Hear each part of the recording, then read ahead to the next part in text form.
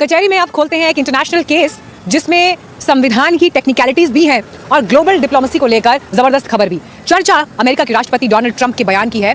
America में 2028 में फिर से ट्रंप, इस बात की चर्चा है, लेकिन खुद ट्रंप ये बात स्वीकार कर चुके हैं कि नियम कायदों के लिहाज से ये संभव नहीं। लेकिन डोनाल्ड ट्रंप का ये बयान देना, क्या उनके दिमाग में कुछ और चल रहा है या सीधे सीधे उन्होंने इस बात को खारिज कर दिया है?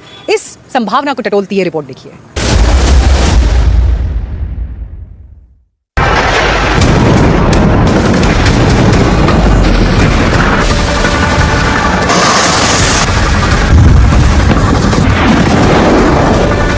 ईरान के इस्लामी रिवोल्यूशनरी गार्ड कोर यानी IRGC ने अपनी नई वॉर स्ट्रेटेजी दुनिया के सामने ला दी है। टॉप कमांडर और सलाहकार मोहम्मद रजा के मुताबिक ईरान का टारगेट जंग में अमेरिका को तुरंत हराना नहीं, बल्कि युद्ध को इतना लंबा खींचना है कि ट्रंप का कार्यकाल ही खत्म हो जाए। ईरान की स्ट्रेटेजी क्लियर है, अमेरिका को लंबे समय तक जंग में उलझा कर रखना, ताकि अगले आने वाली किसी भी अमेरिकी सरकार के लिए ईरान पर हमला करने की कीमत बेहद भारी साबित हो। जब भी हालात की मांग हो और आदेश मिले तो हमें दुश्मन के इलाके में ऑपरेशन चलाने और अपनी जमीन से दूर मिशन पूरा करने में सक्षम होना चाहिए। ये एक आक्रामक रणनीति की खासियतें हैं जिन्हें हासिल करना जरूरी है। IRGC को अब ये तैयारी करने और सही समय पर ऐसे ऑपरेशन को अंजाम देने की क्षमता विकसित करने का काम सौंपा गया है। ईरान की लीडरशिप का दावा है कि वॉशिंगटन बिना किसी स्पष्ट रणनीति के जंग लड़ रहा है। कभी खार्क आइलैंड तो कभी स्ट्रेट ऑफ हॉर्मुज खोलने के दावे, यानी अमेरिका हर दूसरे तीसरे दिन अपने टारगेट बदल रहा है, अपने गोल्स बदल रहा है। 5 महीने की इस सीधी भिड़ंत में ईरान का मानना है कि उसने अमेरिकी रक्षा तंत्र की कमजोरियों को समझ लिया और अपनी मिसाइल निर्माण क्षमता को तेज बना रखा है। हमें ऐसी स्थिति बनानी होगी कि दुश्मन हम पर हमला करने की हिम्मत ना करे और हम सुरक्षित रह सकें। एक तरीका यह है कि इस युद्ध को तब तक लंबा खींचा जाए जब तक कि अमेरिकी राष्ट्रपति का अगला कार्यकाल ना आ जाए और दुश्मन को भारी नुकसान ना हो। युद्ध के बाद दुनिया भर में ईरानी इस्लामिक रिपब्लिक को कई समर्थक मिले हैं। हमारे मिसाइल और ड्रोन का उत्पादन कभी ना खत्म होने वाला है। सवाल यह भी है कि आखिर ईरान को इस लाइन पर बयान क्यों देने पड़ रहे हैं? जवाब है ट्रंप की एक अधूरी ख्वाहिश। वॉशिंगटन में डोनाल्ड ट्रंप की नजरें 2028 पर टिकी। ट्रंप कई मौकों पर चुटकी लेते हुए और संकेत देते हुए तीसरी बार राष्ट्रपति बनने की इच्छा जता चुके हैं। वो इसके लिए यूक्रेन के राष्ट्रपति ज़ेलेंस्की का एग्जाम्पल भी देते हैं, जिन्होंने युद्ध काल में चुनाव टाल दिए और पद पर बने रहे। लेकिन क्या अमेरिका में तीसरे टर्म के लिए ट्रंप प्रेसिडेंट बन सकते हैं?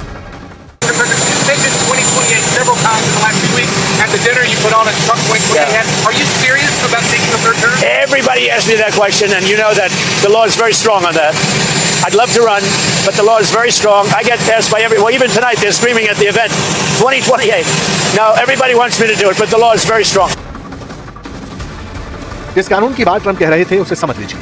अब जो 1951 में पास हुआ था वो साफ कहता है कि कोई भी शख्स 2 बार से ज्यादा राष्ट्रपति नहीं चुना जा सकता। फ्रैंकलिन डी रूजवेल्ट के 4 बार राष्ट्रपति बनने के बाद से ये नियम पत्थर की लकीर है। ट्रंप खुद मानते हैं कि कानून बहुत मजबूत है, लेकिन इसके बावजूद वो जनसभाओं में अपने समर्थकों के 2028 वाले नारों को खूब हवा देते हैं। I think so, yeah. I mean, just so you understand, I like the other people in the race also. They're all Trump. I mean, they're all Trumpers, but, I endorsed her. I think she's great. It's really an honor of her brother, and she's really a very smart woman.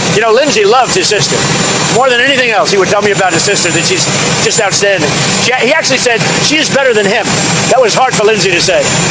Trump की एक बात तो माननी पड़ेगी कि वो कुछ छिपाते नहीं, लेकिन ईरान जंग शायद ट्रंप को बैकफुट पर धकेल दिया, क्योंकि अब ईरान के साथ उसके सपोर्टर, उसके प्रॉक्सीज आग उगलने लगे।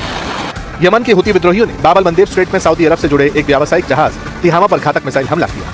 तंजानिया के झंडे वाले इस पोत पर हुए हमले में 4 क्रू मेंबर्स की जान चली गई, जिनमें 3 पाकिस्तानी और 1 इंडोनेशियाई नागरिक शामिल थे।